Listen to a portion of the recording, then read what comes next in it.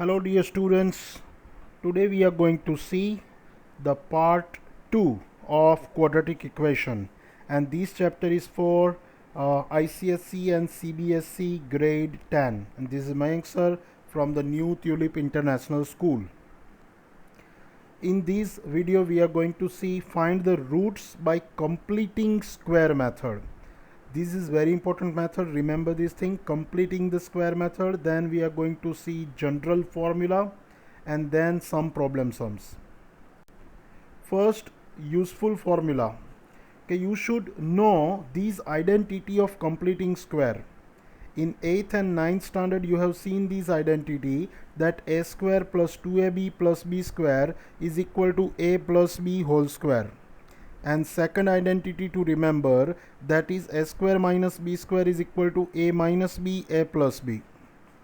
So formula to find last term, again for this is completing the square form, and completing square form mein you will take first term and second term as it is. You will need to find the last term, so you can note down this formula right now. We will see how to use this formula in the example.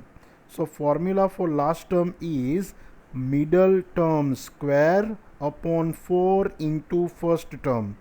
Again I repeat, last term is equal to middle term square upon 4 into first term. Now solve by the completing square form. Solve by completing the square form, in which you have given this x square plus 12x minus 45, and you will need to find the roots, means find the solution by completing the square method. So what you will do, you will write the equation first, that is x square plus 12x minus 45 is equal to 0. You need to do the completing square form. This is not actually completing the square form. So what you will require, you first note down the first and second term. First term you take x square and second term you take 12x. So you will need to find last term for these first and second term. So you will put the formula, last term is equal to middle term square upon 4 into first term. Middle term is 12x and first term is x square. So you will put 12x into 12x because it is middle term square, and 4 into first term, that is 4 into x square. If you simplify these, the last term is 36. Now what you will do, you cannot change anything in mathematics as it is. So you will add 36 and you will subtract 36 from these in the same step. So x square plus 12x plus 36 minus 36, then last term minus 45 as it is equal to 0. So now you can see that first three terms are completing square, that is x square plus 12x plus 36. If you can write in the form of x plus 6 whole square, and then minus 36 minus 45 will become minus 81 is equal to 0. So this is known as completing the square form. Now what you will do, you will write 81 as 9 square. So you can see that here a square minus b square identity can be used now.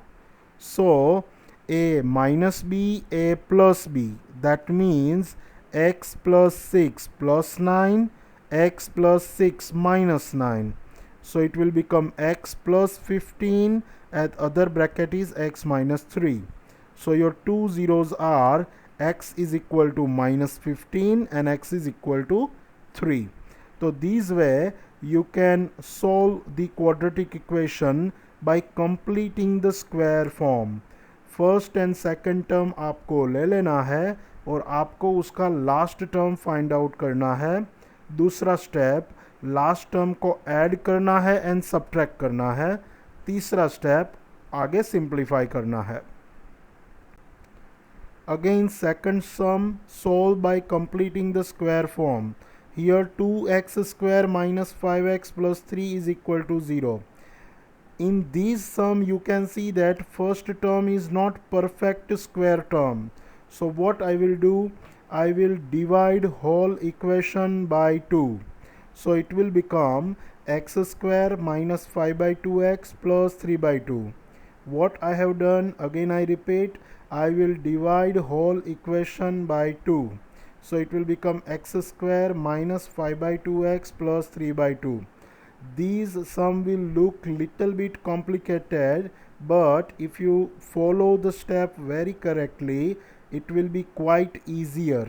So you will consider first and second term as it is, and you will find the last term.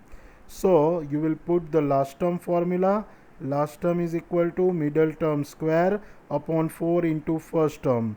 You will put middle term 5 by 2x because minus minus plus हो जाता है, इसलिए minus sign हम consider नहीं कर रहे हैं. सो 5/2x into 5/2x upon 4 into first term, and first term is x square. So last term we have received, that is 25/16. So what we will do, we will add the last term and subtract the last term in a single step. That is x square minus 5/2x plus 25/16 minus 25/16, and then plus 3/2 as it is. So first three terms are completing square form.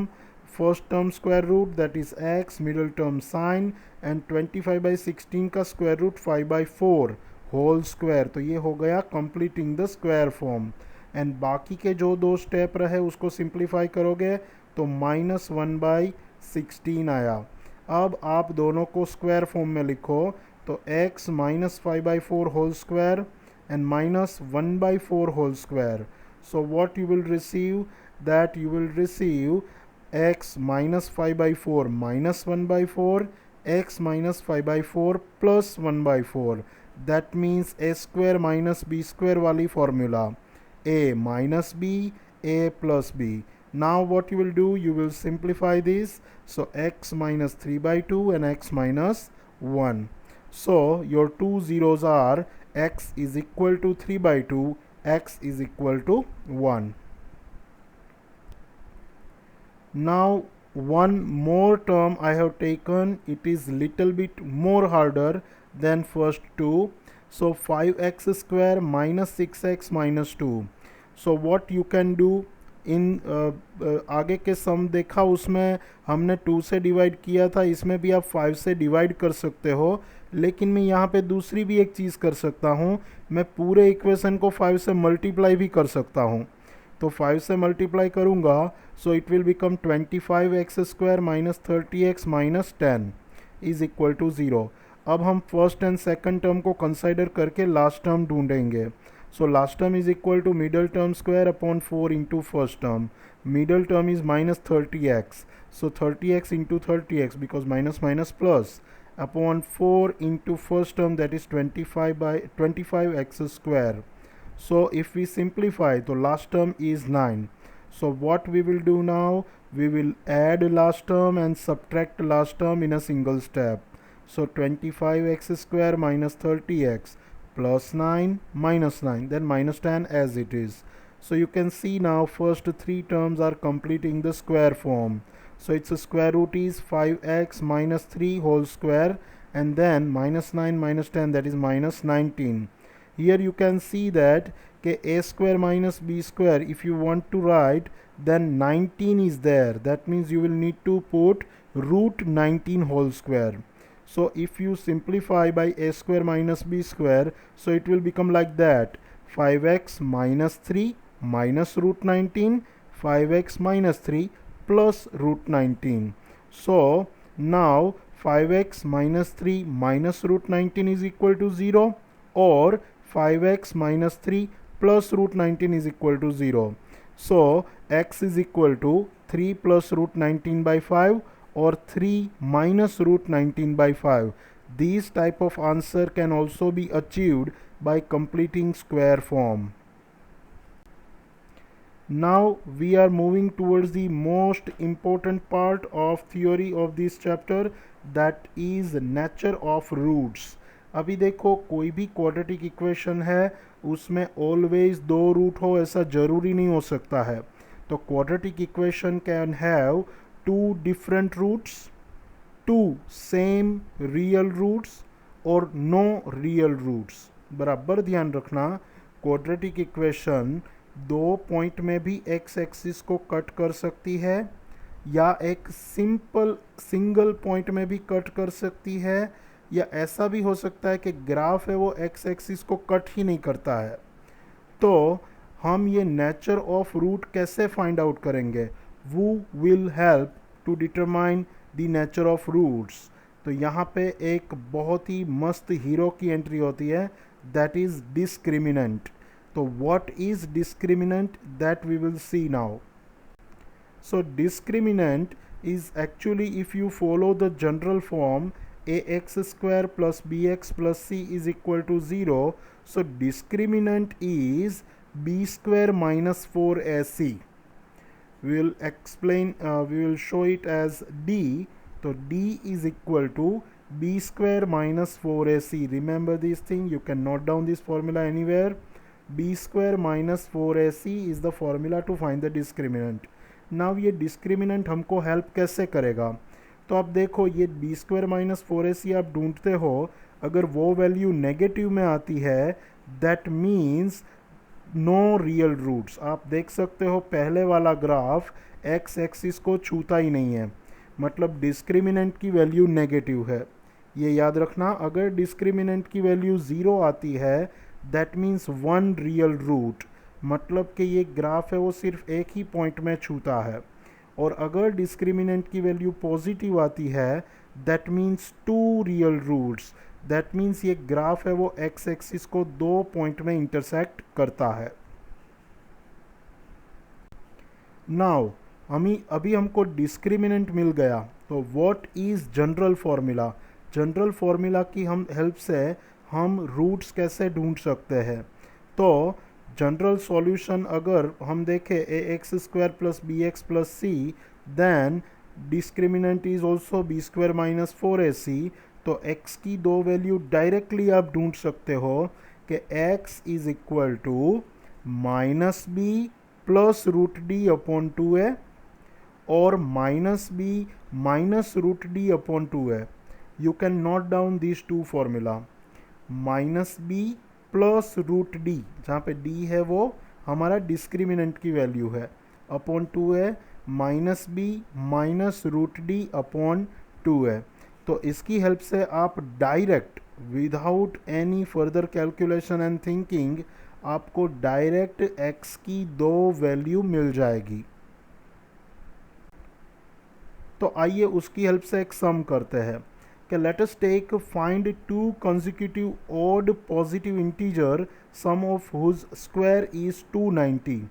दो consecutive odd positive integer लेना है, मतलब अगर हम पहला एक number x ले लें तो दूसरा नंबर हम लेंगे x प्लस 2. अब दोनों के स्क्वायर का सम दिया है 290, तो अगर हम इसको सिंप्लीफाई करें तो x square plus 4x plus 4. यहाँ पे हमने आइडेंटिटी यूज़ की है a plus B whole square is equal to A square plus 2ab plus B square. अगर हम इसको फर्दर सिंप्लीफाई करें तो 2x square plus 4x minus 286 is equal to 0. अगर हम पूरे इक्वेशन को 2 से डिवाइड करें so it is X square plus 2x minus 143 is equal to 0. अगर हम इसको जनरल फॉर्मूला से अभी सॉल्व करना है तो देखो, a की वैल्यू क्या है 1, b की वैल्यू है 2 एंड c की वैल्यू है माइनस 143. तो हम क्या करेंगे, सबसे पहले आपको डिस्क्रिमिनेंट की वैल्यू ढूंढनी है. तो discriminant is B square minus 4ac. तो डिस्क्रिमिनेंट इज़, सारी वैल्यू हम पुट करेंगे ए बी सी की, तो डिस्क्रिमिनेंट की वैल्यू मिली हमको 576. 576 एक पॉजिटिव वैल्यू है, मतलब हमको दो रियल सॉल्यूशन अवेलेबल होंगे. तो आइए अभी सॉल्यूशन ढूंढें. तो डायरेक्ट हमारे पास फॉर्मूला है that x is equal to minus B plus root D upon 2a और x is equal to minus B minus root D upon 2a। तो यहाँ पे a की, b की और d की वैल्यू अगर हम प्लेस करें तो डायरेक्टली x की आपको दो वैल्यू मिलेगी 11 और -13। लेकिन आप क्वेश्चन में देखो कि to consecutive odd positive integer मतलब -13 पॉसिबल नहीं है, तो x की वैल्यू 11 पॉसिबल है, तो x प्लस 2 की वैल्यू 13 होगी। दैट मीन्स हमारे दो नंबर 11 एंड 13 हुए। Now find the roots of the following quadratic equation if they exist using the quadratic formula। आपको रूट फाइंड आउट करना है, लेकिन पहले चेक करना है कि वो एग्जिस्ट करते हैं या नहीं। तो जैसे कि हम बात करें x square plus 4x plus 5, तो यहाँ पे आप देख सकते हो a की वैल्यू 1, b की वैल्यू 4, c की वैल्यू 5 है। तो पहले हम डिस्क्रिमिनेंट ढूंढेंगे। Discriminant is B square minus 4ac, तो 4 square minus 4 1 5, that means it is -4। तो यहाँ पे आपको सीधा लिख देना है discriminant is less than 0, that means there are no real roots. अब उसका आगे कोई सॉल्यूशन करने की ज़रूरत नहीं है। नाउ एक क्वेश्चन दिया है आपको, क्या motor boat whose speed is 18 kilometre per hour in still water. अभी 18 kilometre per our still water में उसकी स्पीड है। स्टील वाटर में याद रखना यहाँ पे अपस्ट्रीम डाउनस्ट्रीम वाला ये सम है, मतलब कोई भी स्ट्रीम में आप पानी की धारा सामने से बह रही हो और आपकी नाव उसके सामने ले जा रहे हो तो इट इज़ कॉल्ड अपस्ट्रीम। और जो पानी का डायरेक्शन है और आपका डायरेक्शन है दोनों सेम हो तो उसको डाउनस्ट्रीम कहते हैं। तो स्टील वाटर में स्पीड 18 है and it in still water and now it takes 1 hour more to go 24 kilometer upstream than to return downstream to the same spot. Find the speed of the stream। आपको boat की speed दी गई है, stream की speed ढूंढनी है। तो यहाँ पे आपको दिया गया है कि let us take the stream of speed x। हम स्ट्रीम की स्पीड x ले लेते हैं। तो देखो अपस्ट्रीम कोई भी बोट जाती है, बोट की स्पीड आपको 18 दी गई है। अगर वो बोट अपस्ट्रीम जाएगी तो उसकी स्पीड 18 नहीं होगी, लेकिन उसकी स्पीड होगी 18 माइनस x, क्योंकि उसकी स्पीड कम हो जाएगी। सामने से स्ट्रीम की स्पीड है उसकी स्पीड को माइनस करेगी। और अगर डाउन स्ट्रीम कोई भी बोट जाती है तो उसकी स्पीड बढ़ जाएगी, तो उसकी बोट की स्पीड हो जाएगी 18 प्लस x। तो अभी हमारे पास दो स्पीड आ गई। Upstream speed is 18 minus x, down stream speed is 18 plus x. अभी हम दोनों के टाइम को ढूंढ लेंगे, क्योंकि यहाँ पे हमको दिया है कि 24 किलोमीटर कट करने के लिए उसको 1 hour ज़्यादा लगता है अपस्ट्रीम में। तो पहले तो अपस्ट्रीम में लगने वाला time is equal to distance upon speed. Again I repeat, आपको मालूम है speed is equal to distance upon time. तो इसी फॉर्मूला को मैं मॉडिफाई करूँ तो time is equal to distance upon speed. तो अपस्ट्रीम में लगने वाला time distance upon speed, distance is 24 kilometre and speed is 18 minus X. इसी तरह डाउनस्ट्रीम में लगने वाला टाइम 24 अपॉन 18 प्लस एक्स। अभी आपको दिया है कि अपस्ट्रीम में टाइम है वो डाउनस्ट्रीम के टाइम से 1 hour ज़्यादा है, तो इसकी हेल्प से इक्वेशन बनाओ कि अपस्ट्रीम का टाइम माइनस डाउनस्ट्रीम का टाइम इज़ इक्वल टू 1। अब ये इक्वेशन को सिंप्लीफाई करो तो आपको क्वाड्रेटिक इक्वेशन मिलेगा, that is X square plus 48x minus 324। और इसको जनरल फार्मूला से आप सॉल्व करो तो x की दो वैल्यू आपको मिलेगी, x is equal to 6 and x is equal to minus 54। तो अभी देखो स्पीड कभी भी नेगेटिव नहीं हो सकती, वेलोसिटी नेगेटिव हो सकती है लेकिन स्पीड नेगेटिव नहीं हो सकती, इसीलिए x की वैल्यू आएगी 6 किलोमीटर पर आवर। यूनिट लिखना ज़रूरी है। नाउ यहाँ पे एक एक्सरसाइज है, ये एक्सरसाइज के सारे सम आपको करने हैं। यहाँ पे आप वीडियो को पॉज कर सकते हो और ये सारे सम को अपनी बुक में करने हैं। और यहाँ पे देखो ऊपर क्वेश्चंस ऑलरेडी दिए हुए हैं, so you can finish these sums as soon as possible.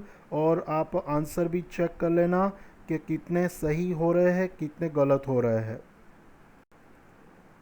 Here more sums are there. Total 11 sums are there. Okay students, if any doubt you can contact me. Thank you very much. Bye bye.